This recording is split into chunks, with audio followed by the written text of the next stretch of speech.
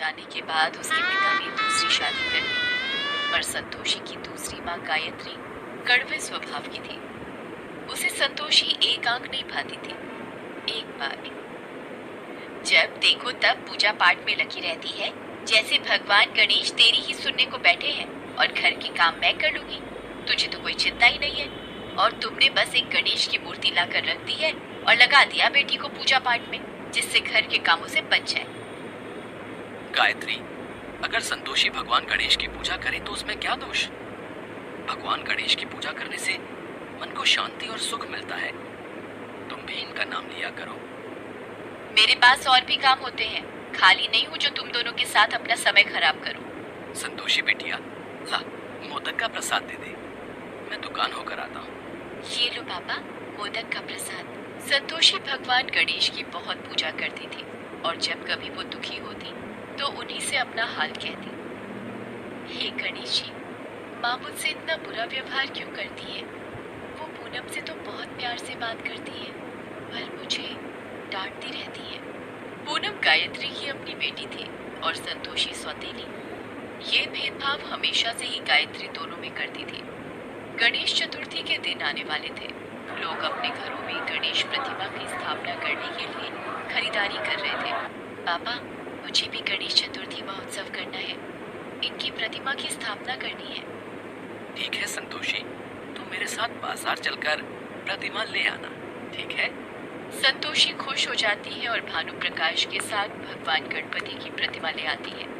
अगले दिन, ये देखो पापा, भगवान गणेश की प्रतिमा कितनी सुंदर है। हाँ बेटिया, प्रतिमा सच में बहुत सुंदर है। अब 10 दिन तक इनकी खूब सेवा करना, फिर हम धूमधाम से गणपति विसर्जन को जाएंगे। पापा, मैं भी चलूंगी गणपति विसर्जन में। कोई जरूरत नहीं है किसी विसर्जन में जाने की, ना मैं जाऊंगी ना तू। मैं भी देखती हूँ तू गणपति विसर्जन कैसे करती है। संतोषी भगवान गणेश की प्रतिमा को भोग लगाती और पूजा आरती करके भोजन ग्रहण करती। एक सुबह, गणपति की प्रतिमा कहाँ गई? बाबा, मेरे गणेश की प्रतिमा यहाँ नहीं है, स्थान खाली है। बाबा, मेरे गजानन कहाँ गए? रो मत संतोषी, ऐसी प्रतिमा कहीं नहीं जाएगी। रुक, मैं देखता हूँ। गायत्री, पूनम ने यहाँ गणेश जी की प्रतिमा रखी थी, पर अब नहीं है। मुझे क्या पता कहाँ गई, मैं ये सब देखती रही तो हो गए काम। बाबा, अब कल हम किसका विसर्जन करेंगे? बाबा, लगता है मेरे से कोई अपराध हुआ है जो गणपति नाराज होकर चले गए। लौट आओ भगवान, मेरे से यूं रूठ कर मत जाओ। संतोषी बहुत रोती है। भूखी प्यासी वो वहीं बैठी रहती है। भानु प्रकाश उसे बहुत उठाने की कोशिश करता है, पर वो उस स्थान से उठने के लिए मना कर देती है। तभी उसे स्वप्न आता है। संतोषी, मुझे भी प्रसाद का मोदक और लड्डू दो ना। रुको चूहे महाराज, मैं आपको मोदक भी दूंगी और लड्डू भी। ये लो, पेट भर कर खाओ। अरे, ये प्रसाद कहाँ लेकर भाग रहे हो? रुको। अरे, ये तो उस बगीचे में जा रहा है। संतोषी का सपना टूट जाता है। वो बगीचे की ओर जाती है और मिट्टी खोदने लगती है। संतोषी, क्या हुआ बेटी? वहाँ मिट्टी क्यों खोद रही हो? पापा, चूहा प्रसाद के मोदक और लड्डू लेकर यहाँ मिट्टी में चला गया, उसे निकाल रही हूँ। संतोषी जैसे ही मिट्टी खोदती है, संतोषी और भानु प्रकाश हैरान रह जाते हैं। पापा, गणेश जी की प्रतिमा मिल गई, देखो। गणेश जी की प्रतिमा यहाँ बगीचे में कैसे, और ये हुआ कैसे? पापा, अभी थोड़ी देर पहले सपने में एक चूहा मेरे पास आया और प्रसाद लेकर यहाँ भाग आया और यहाँ मेरे गणेश की प्रतिमा मिल गई। गणपति बप्पा मोरिया, मंगल मूर्ति मोरिया। हे मेरे देवा, संतोषी पर अपना आशीर्वाद हमेशा बनाए रखना। अगले दिन संतोषी और भानु प्रकाश श्रद्धा भाव से गणपति विसर्जन करते हैं। जब वो घर वापस आते हैं, हे भगवान, मेरे पेट का दर्द नहीं जा रहा। जानलेवा दर्द है, कोई कुछ करो। गायत्री, डॉक्टर ने जो दवाई दी है वो तुमने खा ली है ना? अब आराम आ जाएगा तुम्हें। गायत्री का पेट दर्द बंद ही नहीं हो रहा था। सुनो जी, दर्द ठीक नहीं हो रहा, कुछ करो।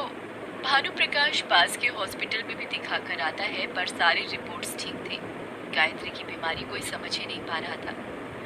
दर्द से मेरी जान निकल रही है। मेरा दर्द बर्दाश्त के बाहर हो रहा है। मैं मर जाऊंगी जी।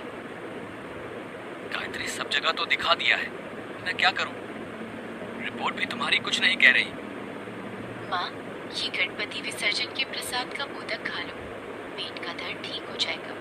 इतने बड़े बड़े डॉक्टर देख चुके हैं, दवाइयाँ ठीक नहीं कर पाई और तू ये मोदक दे रही है। गायत्री, अगर संतोषी कह रही है तो थोड़ा मुंह लगा लो प्रसाद। गायत्री जैसे ही मोदक का टुकड़ा मुंह में लेती है, उसके पेट का दर्द बिल्कुल ठीक हो जाता है। ये कैसे हो सकता है? मेरे पेट का दर्द गायब हो गया। मैंने कभी भी भगवान गणेश पर विश्वास नहीं किया, पर आज उनके नाम का प्रसाद खाकर मैं ठीक हो गई और मैंने उन्हीं गणेश भगवान की प्रतिमा को घर के बाहर मिट्टी में छुपा दिया ताकि संतोषी पूजा न कर पाए, और आज इसी के हाथों से प्रसाद खाकर मैं ठीक हो गई। गायत्री, तुमने हमेशा संतोषी को अपने से दूर रखा। तुमने गणपति महाराज की प्रतिमा को उनके स्थान से उठाकर मिट्टी में दबा दिया। शायद भगवान ने इसी बात का तुम्हें सबक दिया है कि कभी भी किसी के साथ बुरा बर्ताव मत करो। संतोषी गणेश की भक्त है, इसके हाथों तो पानी भी अमृत बन जाता है। संतोषी बिटिया, इधर आ मेरे पास, अपनी माँ को माफ कर दे। गायत्री संतोषी को गले से लगा लेती है। भानु प्रकाश और पूनम भी ये देखकर बहुत खुश होते हैं। गायत्री को अपनी गलती का एहसास होता है। सब मिलकर गणेश जी की पूजा